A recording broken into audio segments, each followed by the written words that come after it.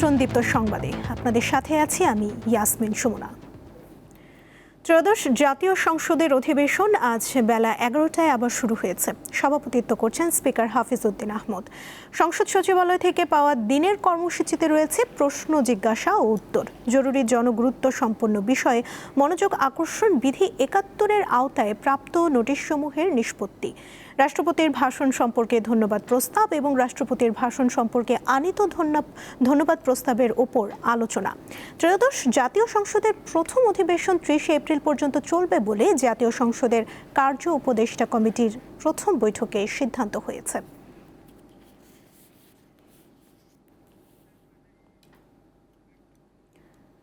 আজ উন্নত চিকিৎসার জন্য সিঙ্গাপুর নেওয়া হয়েছে প্রধানমন্ত্রী তারেক রহমানের রাজনৈতিক উপদেষ্টা ও ঢাকা 8 আসনের সংসদ সদস্য মির্জা আব্বাসকে। বেলা 11টায় এয়ার অ্যাম্বুলেন্সে তাকে সিঙ্গাপুর নেওয়া হয়। জানা গেছে, মির্জা আব্বাসের সঙ্গে গেছেন তার স্ত্রী আফরোজা আব্বাস ও তাদের বড় ছেলে মির্জা ইয়াসির আব্বাস। মির্জা আব্বাসের ব্যক্তিগত সচিব মিজানুর রহমান সোহেল গণমাধ্যমকে এ তথ্য জানান। গত বুধবার অসুস্থ হয়ে জ্ঞান হারালে মির্জা আব্বাসকে বসুন্ধরার এভার কেয়ার হাসপাতালে ভর্তি করা হয়। পরে মির্জা আব্বাসের মাথায় 2 দফা অস্ত্রোপচার করেন চিকিৎসকরা। শনিবার সকালে মির্জা আব্বাসের মস্তিষ্কের সিটি স্ক্যান করা হলে প্রতিবেদন ভালো বলে জানান বিএনপির স্বাস্থ্য বিষয়ক সম্পাদক রফিকুল ইসলাম।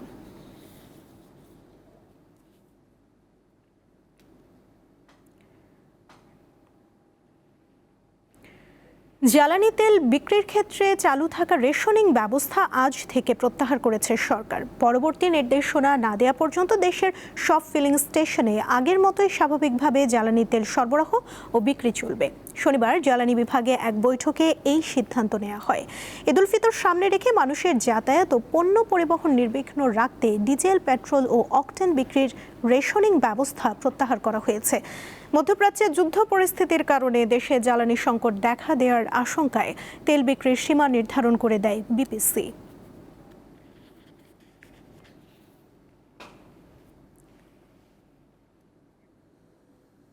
তেল সংকটের আরও খবর জানবো আমাদের সহকর্মীদের কাছ থেকে। শুরুতে সাভার থেকে এ বিষয়ে জানাচ্ছেন সহকর্মী এম এ হালিম। আপনি জানেন যে আজকে থেকে কিন্তু জ্বালানি মন্ত্রণালয় একটি প্রেস বিজ্ঞপ্তি দেওয়া হয়েছে।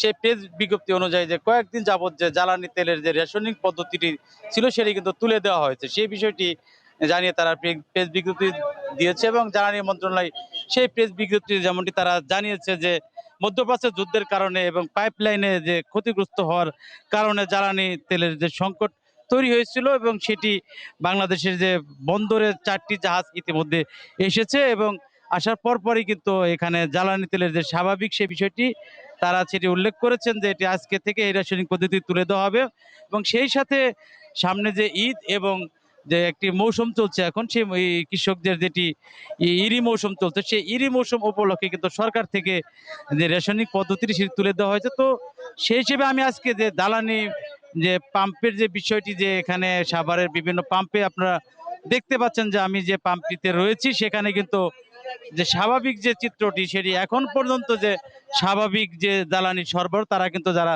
পাচ্ছেন না, অনেকেই কিন্তু দেখতে পাচ্ছেন এখানে ড্রাম, বালতি, বোতল নিয়ে তারা এখানে অপেক্ষা করছেন এবং কিছু কিছু পাম্পে আমরা দেখতে পেয়েছি দীর্ঘ মোটরসাইকেলের যে একটি সারি, সেখানে কিন্তু মোটরসাইকেলের যে অকটেন এবং পেট্রোল সেখানে সীমিত আকারে দেওয়া হচ্ছে, যেটি আমরা জানতে পেরেছি। মোটরসাইকেলে 200 টাকা এবং ব্যক্তিগত গাড়িতে 500 টাকা করে দেওয়া হচ্ছে। এছাড়া সকাল ভোর থেকে যে ডিজেলের যে একটি ক্রাইসিস সেটি আমরা দেখতে পেয়েছি, বিশেষ করে দূরপাল্লার পরিবহন যারা সেখানে দূরপাল্লায় যে আপনি জানেন যে ডিজেলের দ্বারা সেই পরিবহনগুলো চালিত হয় এবং এছাড়া ট্রাক এবং লোকাল যে পরিবহন সেগুলো ডিজেলের চলে, তারা কিন্তু সে ভোর থেকে যে স্থানীয় আমরা সাভারে যে একটি হেমাদপুর একটি পাম্প সেখানে আমরা দেখতে পেয়েছি দীর্ঘ লাইনে রয়েছে। এছাড়া প্রত্যেকটি পাম্পের সামনে যদি আমি জানিয়ে রাখি আপনাকে, সেখানে কিন্তু আমরা দেখতে পেয়েছি যে একটি দীর্ঘ লাইন রয়েছে এবং কারণ এখানে জ্বালানি তেল না পাওয়ার কারণে কিন্তু দীর্ঘ লাইনের কারণে কিন্তু মহাসড়কে যে একটি যানজট সেই যানজটটি আমরা দেখতে পেয়েছি এবং যেটি আমরা এ বিষয়ে যে পাম্প কর্তৃপক্ষের সাথে এ বিষয়ে আলাপ করেছিলাম, তারা যেমনটি বলছেন যে রাসায়নিক পদ্ধতি তুলে দেওয়া হলেও কিন্তু তারা 4 ভাগের 1 ভাগ তারা তেল পাচ্ছেন। সে অনুযায়ী কিন্তু এখনো যে স্বাভাবিক যে সরবরাহ তারা সেটি দিতে পারছে না এবং তারা যেমনটি আশা করছেন যে এই বিষয়টি কিন্তু আজকের পর থেকে হয়তো আস্তে আস্তে স্বাভাবিক যে সরবরাহ সেটি সম্ভব হলেও হতে পারে। তো এই ছিল আমার কাছ থেকে এই পাম্প থেকে সর্বশেষ। এবার মানিকগঞ্জ থেকে জ্বালানি তেল সংকটের খবর জানাচ্ছেন সহকর্মী জাহিদুল হক। পরিবহনগুলোতে আসলে পর্যাপ্ত পরিমাণ তেল না নেওয়ার ফলে কিন্তু অনেক পরিবহন কিন্তু ঢাকা-রিচা মহাসড়কে কিন্তু ওই পরিবহনগুলো নামতে পারেনি, যাত্রী বহন করতে পারছেন না।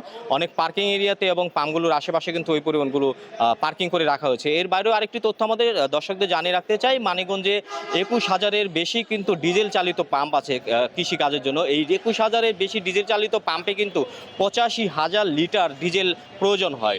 এই ডিজেল চালিত পাম্পগুলোতে কিন্তু আসলে শেষ কাজের জন্য এখন পর্যন্ত কৃষকরা পর্যাপ্ত পরিমাণ ডিজেল পাচ্ছে না, পরে কিন্তু কৃষিকাজে এখন পর্যন্ত ব্যাহত হচ্ছে। সরকারি গুরুত্বপূর্ণ সিদ্ধান্ত কিন্তু গতকাল নেওয়া হলেও এখন পর্যন্ত মানিকগঞ্জের যে কয়েকটি পাম্প আছে সেই পাম্পগুলোতে কিন্তু পর্যাপ্ত পরিমাণ তেল সরবরাহ এখনো শুরু হয়নি। পাম্প মালিকরা বলছেন যে হয়তোবা আজকালের মধ্যে যদি এই তেল সরবরাহ পর্যাপ্ত পরিমাণ শুরু হয়, সেক্ষেত্রে তারা যানবাহনগুলোতে পর্যাপ্ত পরিমাণ তেল দিতে পারবেন এবং কৃষকদেরও ডিজেল সরবরাহ করতে পারবে। তবে আমি যানবাহন মালিক শ্রমিক যারা আছে তাদের সাথে কথা বলেছি, তারা যেমনটি বলছেন যে আসলে তেল না নেওয়ার কারণে কিন্তু তারা গাড়িগুলো ঢাকা-রিচা মহাসড়কে নামাতে পারেনি, যাত্রী বহন করতে পারেনি। আগামীতে ঈদ চলে আসছে, যদি এই যানবাহনগুলো কিন্তু ঢাকা-রিচা মহাসড়কে না নামতে পারে সেক্ষেত্রে ঢাকা-রিচা মহাসড়কে পাটুরিয়ামুখী এবং ঢাকা-রিচা নৌরুটমুখী যে যানবাহনগুলো আছে সেগুলোতে কিন্তু না থাকলে এক ধরনের যাত্রীর চাপ বাড়তে পারে, যানজট তৈরি হতে পারে। আমি যদি আমাদের পাম্পের অবস্থাগুলো দর্শকদের দেখাই, যে এইখানে দেখতে পাচ্ছেন যে মোটর সাইকেলের যে আরোহী বা চালকরা আছেন তারা কিন্তু আসলে একটি পাম্পে আসছেন এবং পাম্প মালিকরা এখন পর্যন্ত কিন্তু আসলে ডিজেল সীমিত আকারে এই মোটর সাইকেলগুলোতে দিতে পারছেন। সীমিত নির্ধারিত সীমার বাইরে কিন্তু আসলে তেল সরবরাহ পাম্প মালিক এখনো করতে পারছে না। বেশ কয়েকটি পাম্পেরই একই অবস্থা, কোথাও ডিজেল আছে, কোথাও অকটেন অল্প কিছু পরিমাণ আছে, অনেক পাম্পে দেখা যাচ্ছে অকটেন নেই, পেট্রোল নেই। সেক্ষেত্রে শুধু ডিজেল যে পাম্পগুলোতে আছে সেই ডিজেলগুলো দিয়ে আসলে মোটরসাইকেল আরোহী আছে তাদেরকে আসলে নির্দিষ্ট পরিমাণ তেল সরবরাহ করা হচ্ছে। তো এখন পর্যন্ত মানিকগঞ্জের যে পরিস্থিতিগুলো আছে আপনাদের দেখানোর চেষ্টা করছি যে পার্কিং এরিয়ার বাইরেও কিন্তু বিভিন্ন পাম্পগুলোতে মানিকগঞ্জের যে বাসগুলো আছে, পরিবহনগুলো আছে, সেগুলো কিন্তু পার্কিং করে রাখা হয়েছে। এই যানবাহনগুলো তেলের অভাবে কিন্তু ঢাকা-রিচা মহাসড়কে যাত্রী পরিবহন করতে পারছে না। এই ছিল আমার কাছ থেকে মানিকগঞ্জের তেলের সবশেষ তথ্য। স্বল্প আয়ের মানুষের কাছে গরিবের মার্কেট হিসেবে পরিচিত রাজধানী ফুটপাতের দোকান ঈদের কেনাকাটার অন্যতম ভরসা। নিত্য প্রয়োজনীয় পণ্যের দাম বেড়ে যাওয়ায় অনেকেই বড় শপিং মল বা অভিজাত মার্কেটের বদলে ফুটপাতেই খুঁজছেন সাধ্যের মধ্যে ঈদের পোশাক। রঙিন জামাকাপড়ের শাড়ির দরদামের কোলাহল আর ক্রেতা বিক্রেতার দামাদামিতে মুখর চারপাশ। নগরীর ফুটপাতগুলো এখন যেন ক্ষুদ্র ক্ষুদ্র ঈদ বাজার। একই চিত্র রাজধানীর মিরপুরের 10 নম্বর ব্রিজ সংলগ্ন ফুটপাত মার্কেটের। ঝলমলে শপিং মলের বাইরে এই অস্থায়ী দোকানগুলোকে ঘিরে ঈদের প্রস্তুতি নিচ্ছে হাজারো নিম্নবিত্ত ও নিম্ন মধ্যবিত্ত মানুষ। স্বাদ আর সাধ্যের হিসাব মিলিয়ে এখানেই খুঁজে নিচ্ছেন পছন্দের পোশাক। এই শার্টটা যদি হয়তো মনে করেন যে আপনার মার্কেটে হয় কত হইব, 700 হইব, তা ফুটপাতে একটা শার্ট হয়তো আপনার 300 350 টিভিতে পাইতেছি আর কি, মানে যা ছিল আর কি, মানে যে সামর্থ্য হিসাবে মানে পাচ্ছি আর কি। বেচা বিক্রি নিয়ে সন্তুষ্টি প্রকাশ করেছেন বিক্রেতারা। ঈদের যে কয়দিন বাকি আছে এ সময়ের মধ্যে বেচাকেনা আরো বাড়বে বলে আশা তাদের। মোটামুটি ভালো বেচাকেনা, কিন্তু সামনে আরো ভালো হবে ইনশাআল্লাহ আশা করা যায়। বেচাকেনা আরো বাড়ার আশঙ্কা আছে। দেখা যাচ্ছে 27 রমজানের আগে একটু বেচাকেনা বেশি হয়, ঠিক আছে, তো আমরা ওই আশায় এখনো আছি। বড় বড় মার্কেটের ঝলমলে আলো বা আধুনিক সুযোগ সুবিধা এখানে না থাকলেও স্বল্প আয়ের মানুষের জন্য মিরপুরের এই ফুটপাত যেন ঈদের আনন্দ ছড়িয়ে দেওয়ার একটি সহজ ঠিকানা। সীমিত সামর্থ্যের মধ্যে পরিবারের মুখের হাসি ফোটানোর জন্য অনেককেই শেষ ভরসা হিসেবে বেছে নিচ্ছেন এই গরিবের মার্কেটকেই। নূর আলম, দীপ্ত সংবাদ, ঢাকা। রাজধানীর ঈদ বাজারের শেষ মুহূর্তের খবর জানাতে যোগ দিচ্ছেন সহকর্মী স্বস্তিকা সিংহ। কথা বলবো তার সঙ্গে। স্বস্তিকা, সকাল থেকে ঈদ বাজারের চিত্র কেমন দেখছেন? বেচাকেনা নিয়ে ক্রেতা বিক্রেতারা কি বলছেন?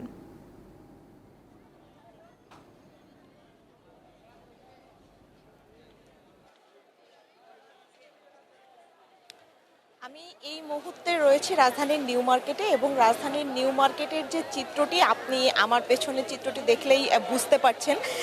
ঠিক সকালে যখন মার্কেটটি খুলেছে এবং আজকে রবিবার হওয়াতে যারা সুযোগ পাচ্ছেন তারাই চলে আসছেন এবং ভিড় আসলে ঠিক ঈদের আগ মুহূর্তের প্রিয়জনের জন্য যে পছন্দের পোশাকটি কেনা বা পছন্দের যে জিনিসটি কেনা, প্রিয়জনকে খুশি করার যে তাগিদ, সেটি নিউ মার্কেটে আসলে একেবারে চোখে পড়ার মতন। এবং সেই জায়গা থেকে যারা আসলে এখানে বিক্রেতারা রয়েছেন তারাও কিন্তু তাদের অনেকের সাথে কথা বলেছি, তারা কিন্তু উচ্ছ্বাস প্রকাশ করেছেন। তারা কিন্তু অনেকেই বলছেন যে শুরুর যে সময়টা ছিল সেই সময়টাতে তাদের বেচা বিক্রি খুব একটা বেশি ছিল না এবং যারা ক্রেতাদের সমাগমের যে জায়গাটি সাধারণত ঈদের সবাই আশা করেন সেই জায়গাটিও কম ছিল। কিন্তু এই সময় যত এগিয়েছে তত তাদের বেচা বিক্রির পরিমাণ বেড়েছে এবং ঠিক এই শেষের যে মুহূর্তের তাদের যে বেচা বিক্রি হচ্ছে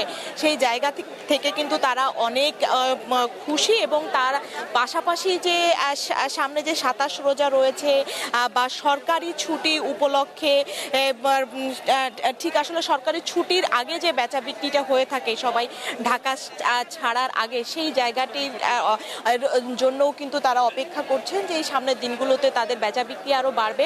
এবং প্রতিটি দোকানে আসলে নিজেদের মতন করে তারা পসরা সাজিয়েছেন, নিজেদের মতন করে তারা পসরা সাজিয়ে বসেছেন এবং নতুন নতুন পোশাক রাখার চেষ্টা করছেন। সেই জায়গা থেকে আসলে ঈদের সময় যেহেতু গরম থাকবে, সেই গরমের জায়গা থেকে কিন্তু এখানে যারা আসছেন তারা কিন্তু সুতির যে পোশাকটি থাকছে সেটি কিন্তু আসলে পছন্দ করছেন। এর পাশাপাশি কিন্তু এখানে ঘর সাজানোর পণ্য থেকে শুরু করে জামা জুতা সবটাই কিন্তু আসলে বেচা বিক্রি হচ্ছে।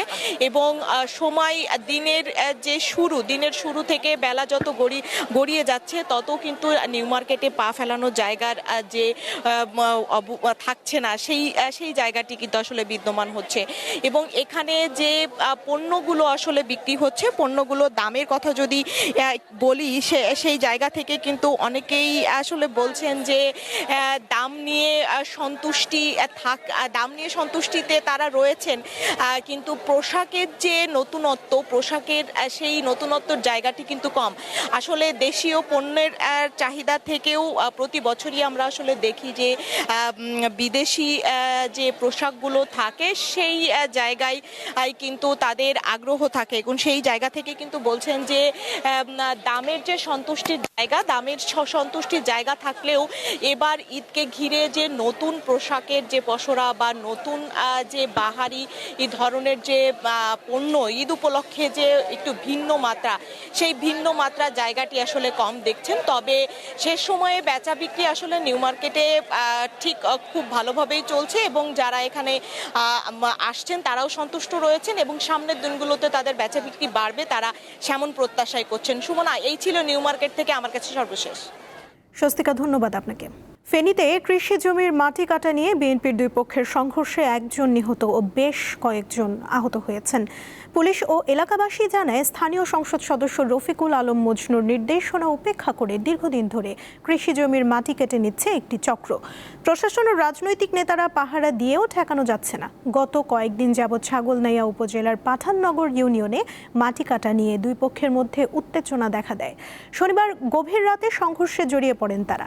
সংঘর্ষের পর পুলিশ ও ঘটনাস্থল থেকে 7 জনকে আটক করেছে। হবিগঞ্জে টাকা দিয়েও মিলছে না এলপি গ্যাস। বেশিরভাগ খুচরা দোকানে সিলিন্ডার নেই, তবে বাড়তি টাকা দিলে কখনো কখনো গ্যাস পাচ্ছেন গ্রাহকরা। হবিগঞ্জে রান্নার কাজে এলপিজি গ্যাসের চাহিদা বেশি, তবে রমজানে এর সংকট দেখা দিয়েছে। দোকানে মিলছে না সিলিন্ডার। কোনো দোকানে পাওয়া গেলেও সরকার নির্ধারিত দামের চেয়ে 3 থেকে 400 টাকা বেশি নেওয়া হয়। টাকা নিয়েছি গ্যাস কেনার জন্য, টাকা হাতে নিয়ে ঘুরতেছি কিন্তু গ্যাস পাইতেছি। রমজান মাস, বাড়ির মধ্যে রান্না টান্না মায়েরা করতে হয়, এখন আমরা খুব কষ্টে আছি। দাম তো দামি, টাকা দিয়েও গ্যাস পাওয়া যায় না। 1800, 1900, 2000-এর নিচে কোনো গ্যাস নাই।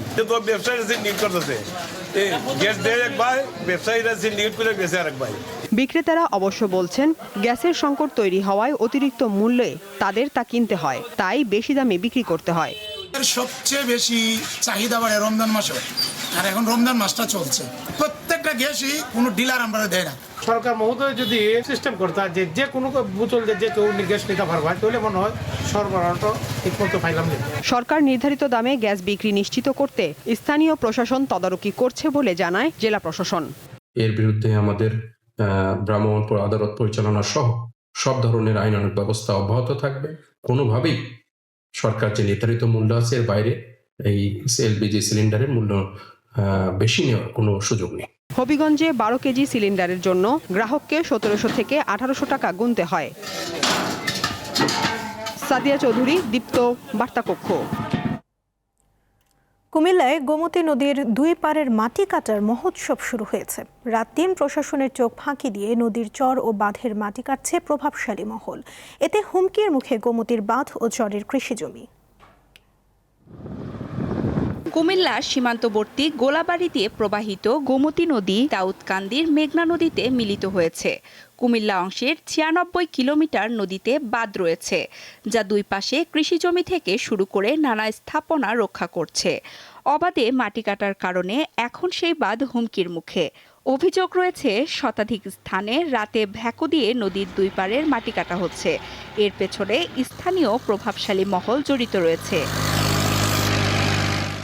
অবাধে মাটি কাটার কারণে বাঁধ দুর্বল হয়ে পড়ছে। ক্ষতিগ্রস্ত হচ্ছে সংরক্ষিত সড়ক ও চরাঞ্চলের ফসলি জমি।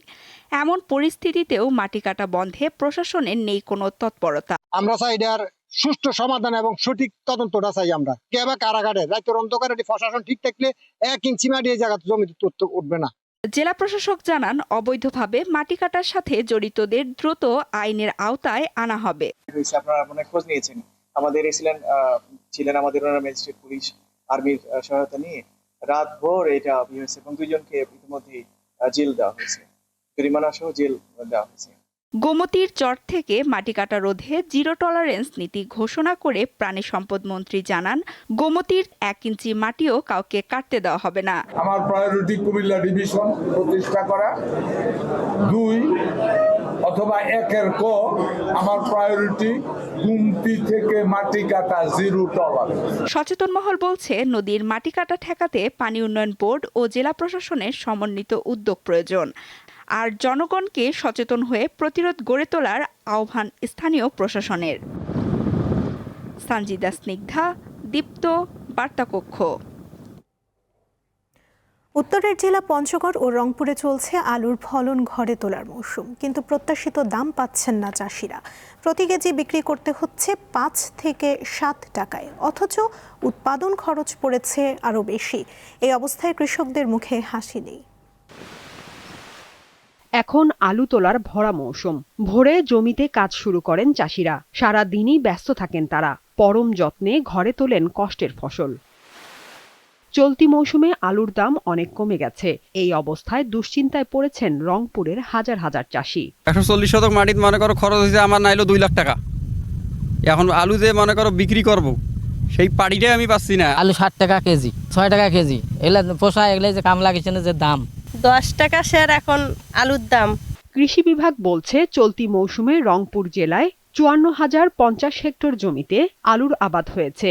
গত বছরের তুলনায় আবাদ কমেছে প্রায় 13,000 হেক্টর জমিতে। খুব শীঘ্রই আমাদের আলু হারভেস্ট শুরু হবে। যেটি লক্ষণীয়, গত বছরও আমরা বিশেষ করে ঢাকা, চট্টগ্রাম থেকে বেশ কিছু রপ্তানিকারক যারা রয়েছেন তারা কিন্তু আমাদের এই রংপুর থেকে কিন্তু তারা আলু রপ্তানি করেছেন। উত্তরের জেলা পঞ্চগড়েও আলু তোলায় ব্যস্ত চাষিরা, তবে বাজার নিয়ে হতাশ তারা।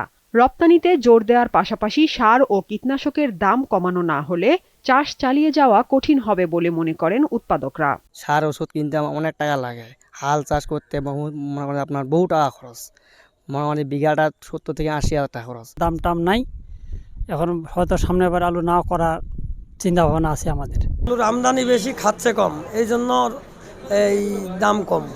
যদি সরকার একটু সুদৃষ্টি রাখতো, আলুটা যে বাইরে কোথাও একটা ব্যবস্থা করতো, তাহলে মনে হয় যে বাংলাদেশের কৃষক কিছু একটু রক্ষা হইতো।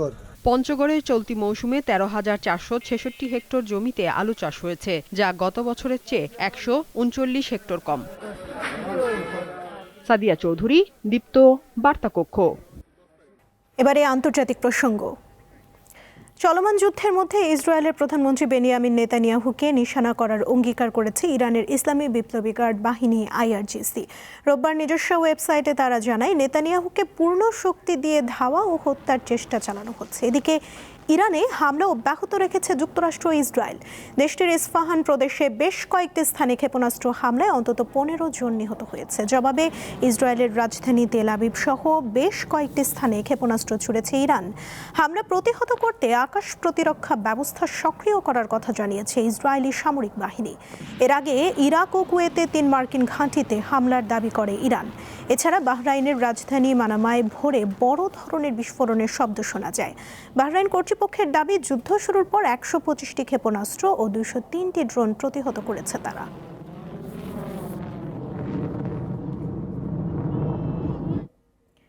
রাশিয়ার হয়ে ইউক্রেন যুদ্ধে অংশ নেওয়া অন্তত 34 বাংলাদেশি নিহত হয়েছেন। ব্যাংকক ভিত্তিক 45 রাইটস এবং ইউক্রেন ভিত্তিক ট্রুথ হাইন্স নামে দুটি সংগঠনের প্রকাশিত যৌথ গবেষণা প্রতিবেদনে এই তথ্য উঠে আসে।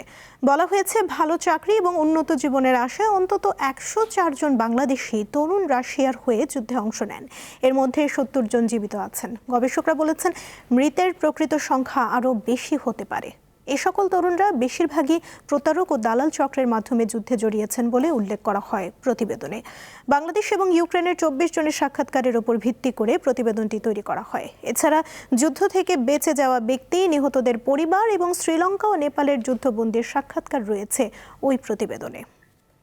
এই ছিল এখনকার মতো। এরপর সন্ধ্যার সংবাদ দেখার আমন্ত্রণ জানিয়ে শেষ করছি। ধন্যবাদ সবাইকে।